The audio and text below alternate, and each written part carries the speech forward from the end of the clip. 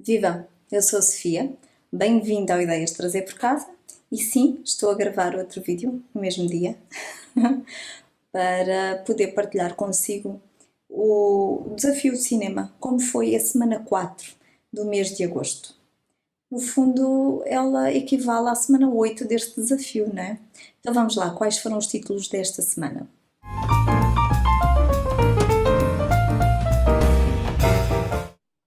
Esta semana vi 3 títulos apenas. Um deles, o primeiro, foi o filme que tem o título no Netflix, O Físico.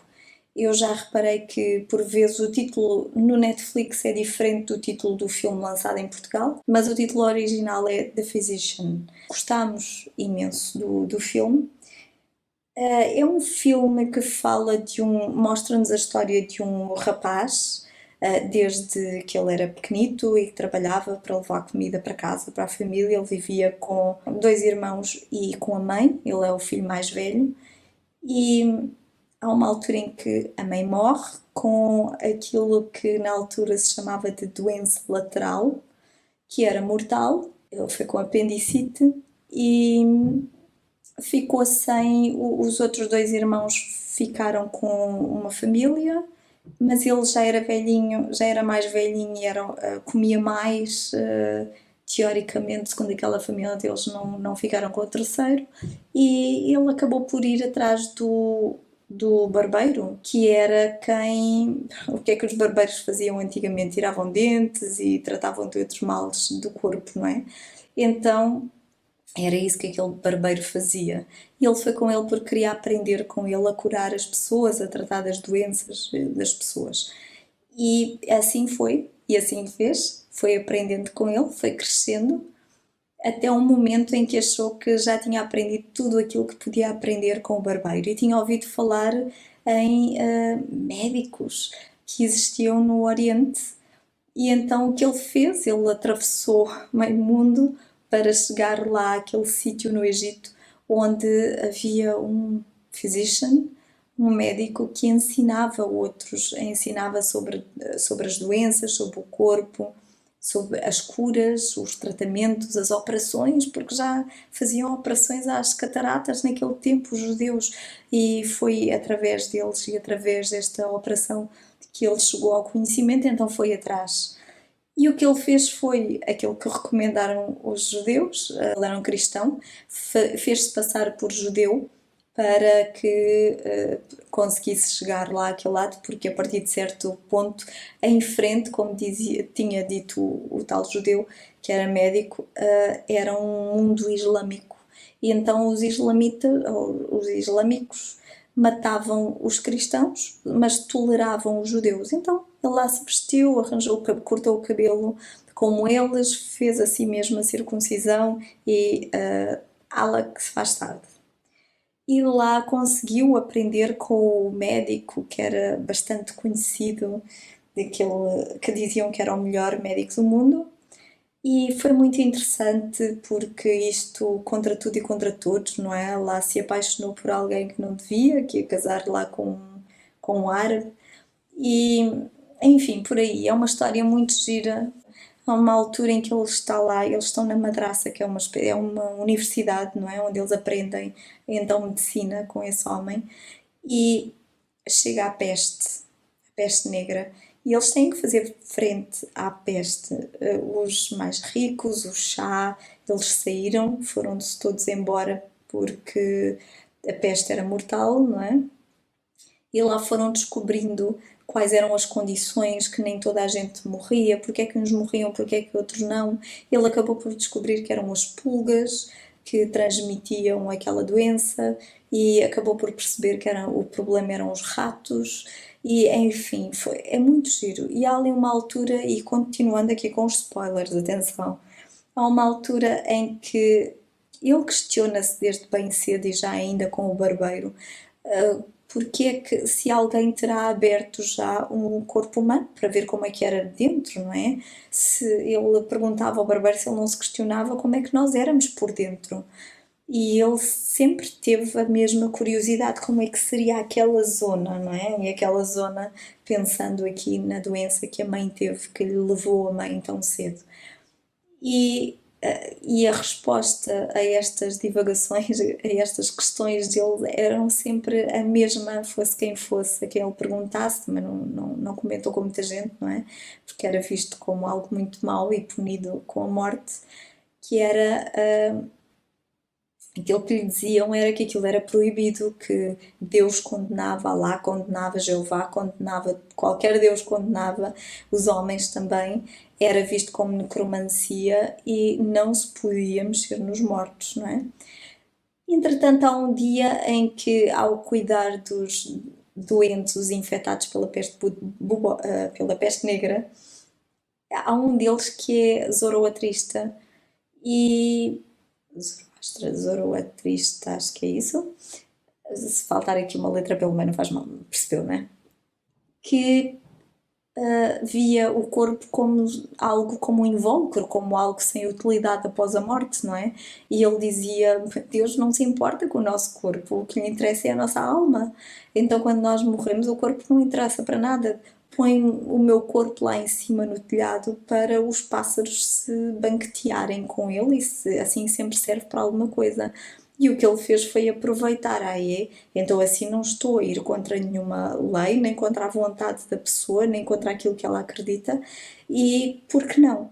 Vou abrir o corpo. E assim o fez, até ser apanhado e pronto, complicações daí advieram, mas aprendeu sobre o corpo humano muito, acabou por dizer ao professor dele: os livros estão todos errados. E é muito interessante, está muito giro ver aquela empolgação toda por ajudar o outro, não é? Pelo conhecimento, antes de mais, pela aprendizagem para poder ajudar o outro, porque esse era o objetivo. E eu achei muito interessante porque há lá uma altura em que ele opera o chá ao apêndice. Ele tem uma apendicite, tem a doença lateral aguda e opera-o ao apêndice. E nessa altura eu acho interessante como eles jogaram aqui com as emoções dele e puseram-no a ver-se como se ele estivesse a operar a mãe e a curar a mãe, a salvá-la. E isto é muito interessante porque era aquilo que o movia, não é? No fundo, há sempre alguma coisa que nos move que tem a ver com o nosso passado, com a nossa história. Gostei muito. O que mais retirei daqui, para além disto, a importância de aprender para poder ajudar e ajudar melhor, que era isso que ele queria, ajudar melhor, porque ele via as limitações da ajuda que prestava com o barbeiro. Há que usar para que a evolução da ciência aconteça, não é? Há que usar, porque aquilo que se diz que é uma verdade é verdade. Hoje, amanhã não é bem assim, se calhar a verdade vai lá mais além ou é bem diferente. Então há que usar, há que ir um bocadinho além dos limites, ver para lá do limite da nossa zona de conforto também para poder evoluir. Isto seja em que matéria for, a ciência não é diferente. E é interessante também aqui esta questão da religião, não é? E as diferenças e como se movem aqui, move os conflitos dos homens, entre os homens. E refletir sobre isto seria mais do mesmo, então não vale a pena ir por aí. E houve uma questão que alguém disse ali no meio, no filme, que foi: ninguém está morto enquanto for recordado. Foi no final. Eu achei interessante, embora eu veja as coisas de uma forma um bocadinho mais abrangente, mas de alguma forma passa por aqui também, uma forma mais, olhando mais para o físico. Ninguém está morto enquanto for recordado, e há muitas formas de recordar isto mesmo a pessoa ainda estando viva, não é? Realmente pode estar morta porque não é recordada. É como se não estivesse lá, não é? Mas eu achei que era uma frase interessante e queria tomar nota para depois poder refletir sobre ela. Foi um filme interessante, que eu recomendo, muito bom, muito bem feito. A nível de fotografia, muito bom, a atuação muito bom, com bons autores conhecidos. Aliás, aquele médico, eu não me lembro do nome dele, o que fazia de médico, eu adoro aquele ator. A seguir vi o filme Darwin's Nightmare. É um filme já de 2004, quer dizer, eu não vi, não é um filme, é um documentário. Eu não o vi, eu tentei ver e fui até onde deu. É um documentário de 2004 que fala sobre, tenho que recordar, sobre o efeito da pesca nas águas do Nilo, no Lago Vitória da Tanzânia. O peixe predador que acabou com as espécies nativas daquela zona é vendido no mercado europeu. E enquanto as famílias da Tanzânia têm de sobreviver à fome com aquilo que resta, não é? Não vi, apaguei, uma vez mais, poupei 689 megas em disco, foi muito bom, e não vi porque estava a ser difícil de acompanhar, estava a ser maçudo, não estava a ter interesse suficiente, não tinha grande ligação entre umas cenas com as outras, com certeza que depois tinha, depois percebíamos o enquadramento, mas não houve assim uma introdução que ligasse e que justificasse aquele fim a seguir. Então deixou de me interessar logo pelo início. Eu acho que ali, na forma como ele foi estruturado, como foi pensado, não me cativa logo de início. Como não me cativou, eu prefiro. Depois tem ali algumas cenas, digamos que há certas realidades que são duras, são cruas, são cruéis, pensando em determinada perspectiva, mas que nós sabemos que são realidade, elas estão lá, mas eu não preciso de as ver. Não preciso de as ver. Aqueles vídeos que rodam muito no Facebook e outras redes sobre a violência, sobre a morte dos animais nos matadouros, sobre como eles são tratados, eu dispenso, eu sei que é verdade, eu faço o que está ao meu alcance para não contribuir para isso, mas eu não preciso de os ver, nem de os andar a partilhar, a fomentar. Eu concordo com a mensagem, mas eu prefiro investir numa mensagem positiva, prefiro dar às pessoas um alimento positivo do que lhes dar mais disto, que causa, que revolta as entranhas, não é? Às vezes é necessário, em algumas situações, é necessário o abanão, o tal abanão, mas tantas vezes, mais do mesmo, eu prefiro não. Então foi por isto também que eu não vi este documentário. E o terceiro título também foi um documentário muito, muito bom, foi sugestão da Sofia Beléria. Obrigada, Sofia, gostei imenso. Que é o documentário Dancing in the Flames. Este é um documentário que está no site cultureunplugged.com e que eu tentei explorar. Parece ter muitos títulos muito interessantes, mas todos os títulos que eu escolhia diziam-me que eles estavam em avaliação para ver se continuavam ou não disponíveis no servidor, e até dezembro de 2016 iriam ficar indisponíveis, para dizer então se queria que ficasse lá ou não. Isto para uma série deles. Então eu acabei por desistir. Guardei o site, no entanto, para depois com mais tempo voltar lá, espreitar e quem sabe depois em dezembro ver com mais atenção também.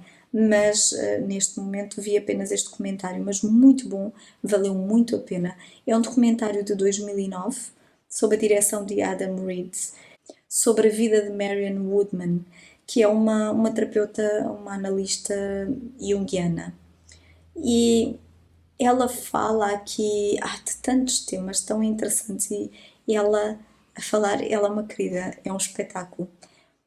E fala de muitos temas que me agradam muito, não é? Então sou suspeita para falar, mas ela fala no casamento interior, de inner marriage, na conciliação dos opostos, na necessidade de aceitar o oposto que está lá, o desconforto, que é algo que eu menciono tantas vezes em terapia.